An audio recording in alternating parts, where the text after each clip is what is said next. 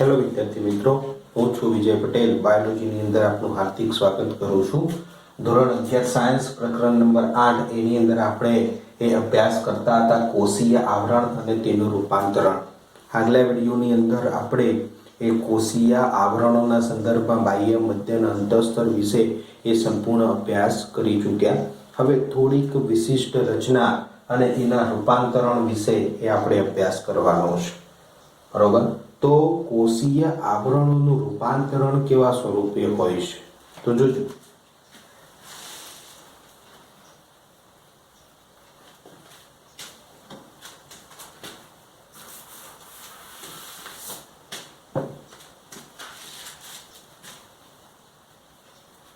કોષીય આવરણ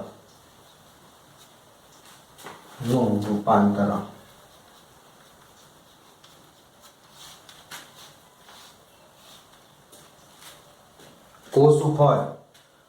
કોષ હોય અને કોષની અંદરની બાજુએ જે અંતઃસ્તર હતું કોષરસ પટલ, અને આ કોષરસ પટલમાંથી નિર્માણ પામતી રચનાઓ હોય તો એનું રૂપાંતરણ કહેવાય. તો જે પણ બેક્ટેરિયાઓ ખરા એ બેક્ટેરિયાઓની અંદર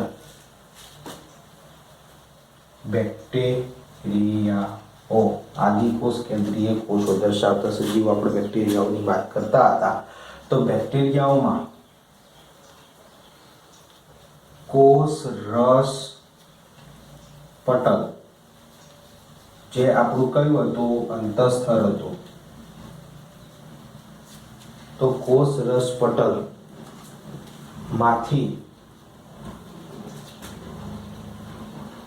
નિર્માણ પામતી, તેમાંથી જ નિર્માણ પામો કોષરસ પટલમાંથી નિર્માણ પામતી પટલમય રચના,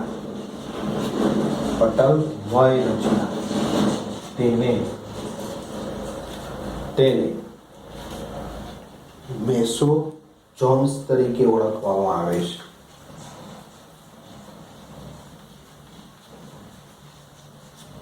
મેસોઝોમ્સ તરીકે ઓળખવામાં આવે છે, જે કોષરસ પટલમાંથી નિર્માણ પામે અને કોષરસની અંદર એ લંબાયેલું સ્વરૂપ છે.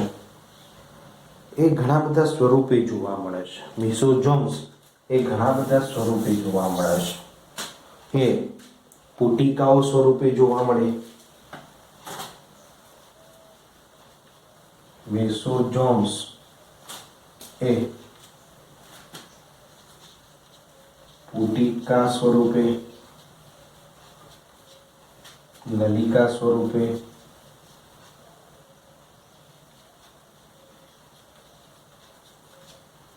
અને પટલિકા સ્વરૂપે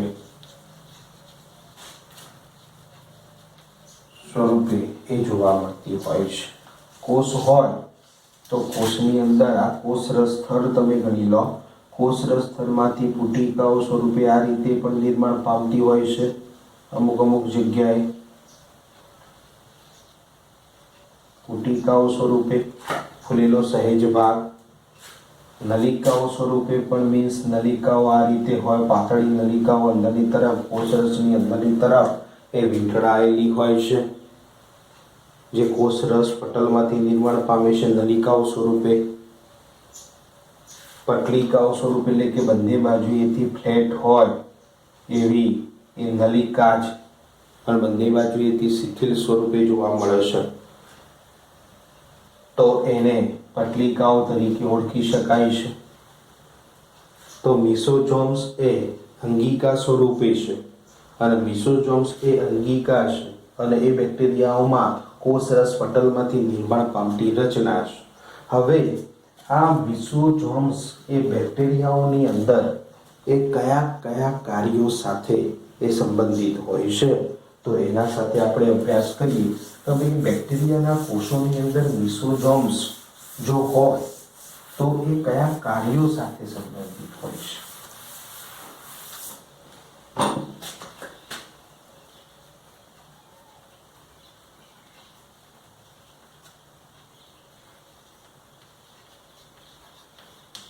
તો મેસોઝોમ્સનું કાર્યક્ષેત્ર તમે ગણી લો. તો ખૂબ કોષની અંદર આનું ખાસ એ મહત્વ એ રહેલું છે. કોષ દિવાલના નિર્માણ માટે સૌપ્રથમ તો કોષરસ પટલની ઉપર કોણ હોય છે? મધ્યસ્તર સ્વરૂપે કોષ દિવાલ હોય છે. તો પહેલું કાર્ય એ આવે કે કોષ દિવાલ ના નિર્માણ માટે એ મિસોઝોમ્સ એ કાર્ય કરતું હોય છે. બીજું કે ડીએનએ સ્વયંજનનની ઘટના, ડીએનએ સ્વયંજનન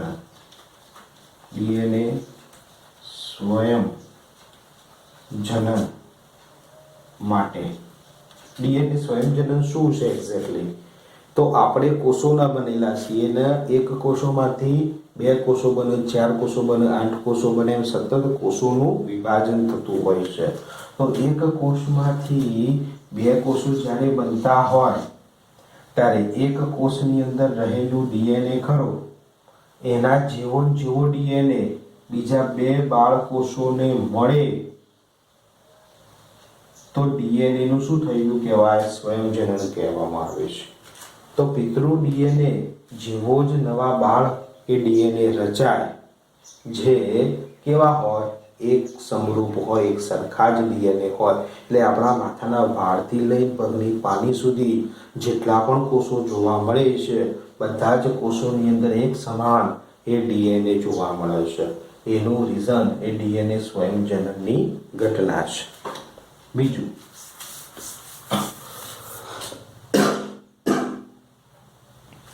નવા બનતા કોષોનું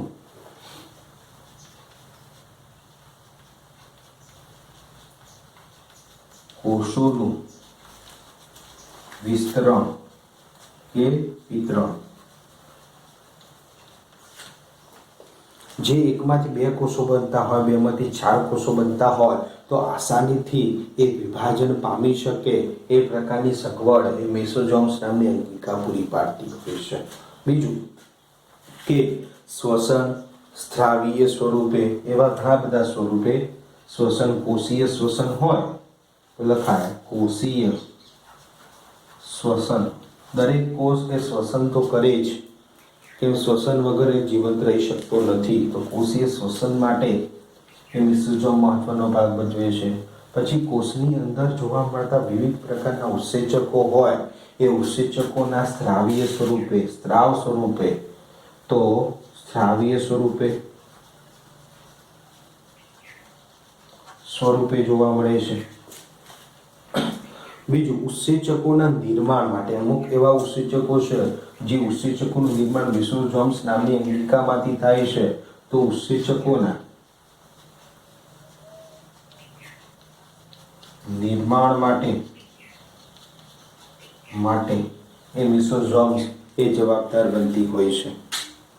તો આવા ઘણા બધા કાર્યો એ મેસોઝોમ્સ નામની અંગિકા દ્વારા એ થતા હોય છે. ક્લિયર વસ્તુ? હવે થોડુંક આગળ જોઈએ તો અમુક એવા પણ બેક્ટેરિયાઓ હોય છે જેવા કે સાયનોબેક્ટેરિયા. તો એવા બેક્ટેરિયાઓની અંદર લખીએ કેટલાક બેક્ટેરિયા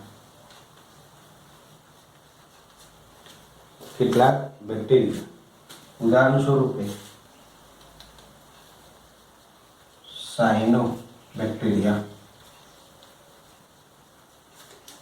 તો આવા સાયનોબેક્ટેરિયાની અંદર કોષરસ પટલમાંથી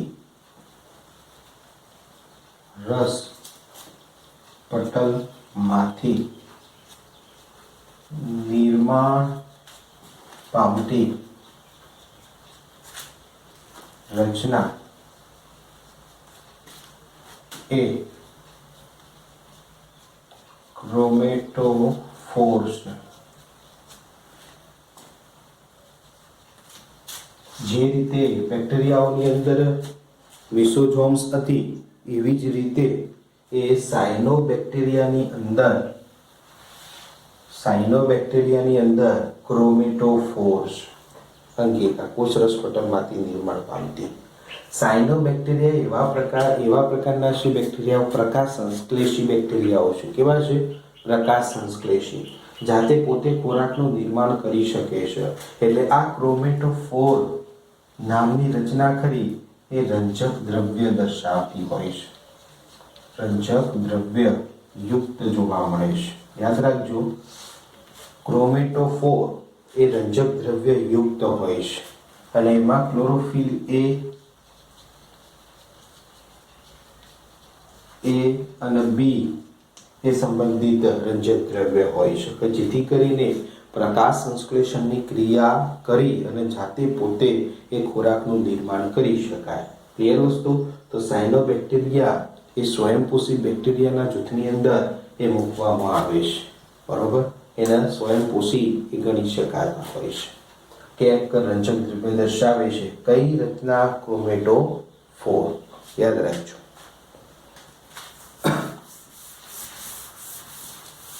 હવે બીજું રૂપાંતરણ આપણે જોઈએ. આપણે અંગિકાઓનું કોષરસ પટલમાંથી એ નિર્માણ આપણે જોયું. હવે બીજું રૂપાંતરણ કંઈક એવું છે કે બેક્ટેરિયાઓ એ પ્રચલન હલનચલનની જેવી ઘટના કરવા માટે તો બેક્ટેરિયાઓ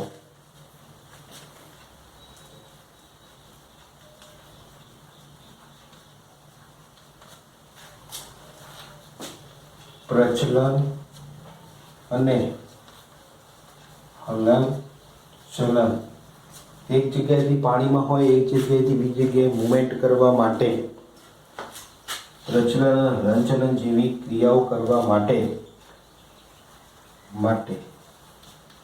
કશા ધરાવતા હોય છે.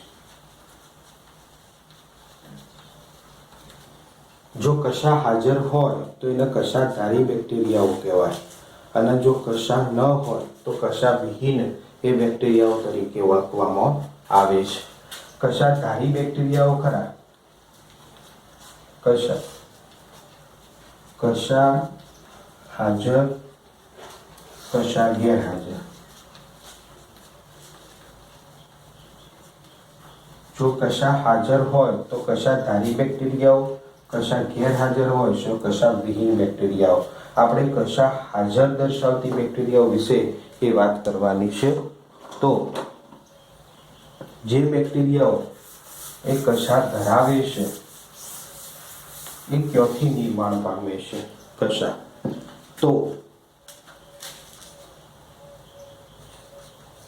બેક્ટેરિયામાં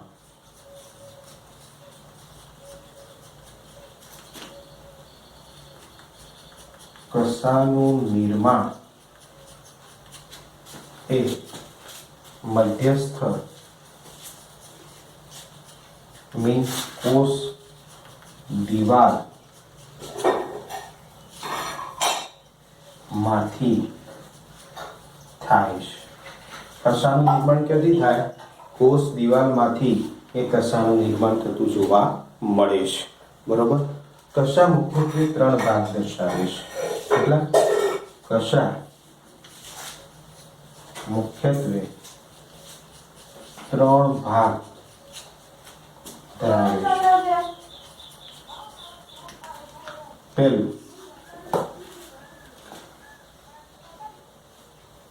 તલકાય,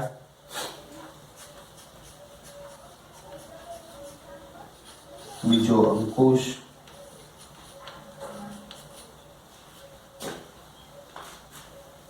અને ત્રીજું તંતુ. તો કશા મુખ્યત્વે 3 ભાગ?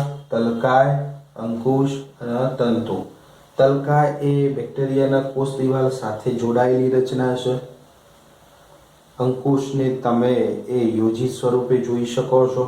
તંતુ પહાડી બેક્ટેરિયામાંથી નીકળતી બેક્ટેરિયા હોય, બેક્ટેરિયામાંથી નીકળતી એક પાતળો એ વૃત્ત જેવો ભાગ જેને તંતુ સ્વરૂપે ગણી શકાય છે. ક્લિયર વસ્તુ? બીજું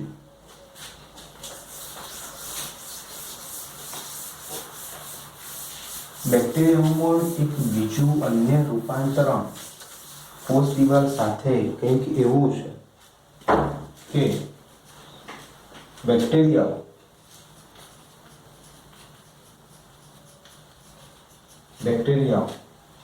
2 વિશિષ્ટ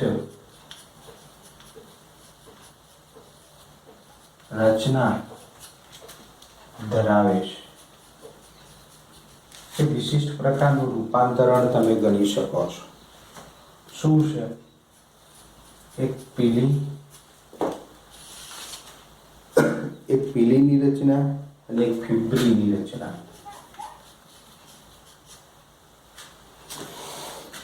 તો એક પીલી અને એક ફિબ્રીની રચના। પીલી મીન્સ શું, ફિબ્રી મીન્સ શું, એના અનુસંધાનમાં આપણે વાત કરીએ તો પીલી એક નલિકામય રચના છે।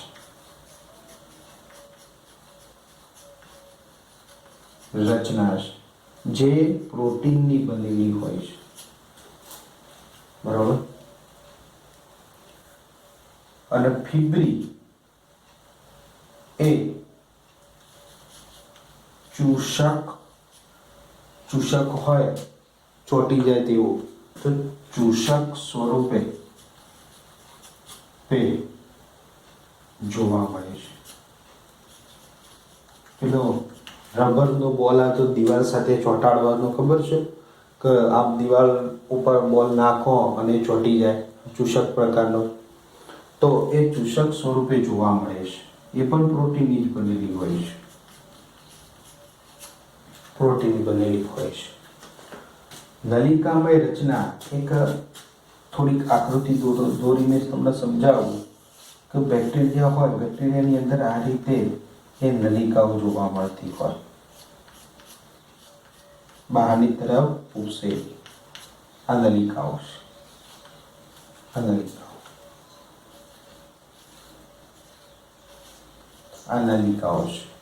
આ નલિકાઓનું કાર્ય શું છે? તો બેક્ટેરિયાઓમાં જો આ કોષ દિવાલમાંથી નિર્માણ પામતી આ નલિકાઓ ખરી, જેને આપણે પીલી તરીકે ઓળખીએ છીએ, તો પીલીનું કાર્યક્ષેત્ર એ બીજા બેક્ટેરિયાઓ સાથે પ્રજનન સાથે, બરોબર, જેને સંયુગ્મનની ઘટના કહેવાય, સંયુગ્મન એ સ્થાપિત કરવાનું કાર્ય એ થતું હોય છે। ફિબ્રી એ ચૂષક પ્રકારે છે, ચોંટી જાય, તો બેક્ટેરિયાઓને કોઈ પણ આધાર સાથે જો જોડાઈ જવું હોય, તો કોઈ આધાર સાથે જોડાવવા માટે એ ફિબ્રી હોય છે। બેક્ટેરિયાઓમાં એ આ રીતે કંઈક ચૂષક પ્રકારની રચના હોય છે, નલિકા સ્વરૂપે નહીં, પણ એક ઉપસેલો ભાગ હોય છે આ રીતે, કે જે આધાર સાથે જેવો જ રહે એવો સીધો ચોંટી જાય, ત્યાંથી ઉખડી શકે નહીં, જેથી કરીને આધાર સાથે એ રોગનું કાર્ય હોય તો રોગ ડિઝીઝ ઉત્પન્ન કરી શકે, કંઈક પોષક તત્વો મેળવવાની બાબત હોય તો પોષક તત્વો મેળવી શકે।